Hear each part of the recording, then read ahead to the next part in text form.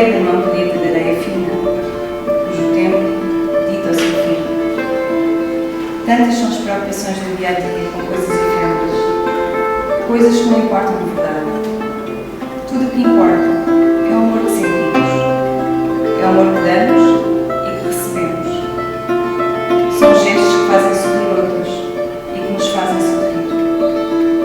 A vida e a morte em mãos dadas, únicas certezas que temos ao nascer. Vivemos e morremos, é tudo o que sabemos. Cabe a nós, no interlúdio das duas, darmos verdadeiro sentido à palavra viver. Cabe a cada um de nós deixarmos a impressão da nossa alma, que nos caracteriza, no modo como as recordações que levamos e deixamos, não na imagem que é feito o nosso corpo, e com o tempo se deteriora, mas na essência pura e no calor humano que emana de dentro de todos nós. Podemos viver a vida numa fúria desenfreada, envoltos em preocupações constantes com coisas materiais.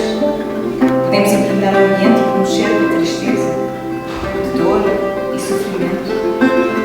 Ou podemos encher com um cheiro de doçura, de carinho, de calma e de tranquilidade, de um amor que nunca nos deixará verdadeiramente morrer. O amor é a energia que damos e que revela a cada dia a essência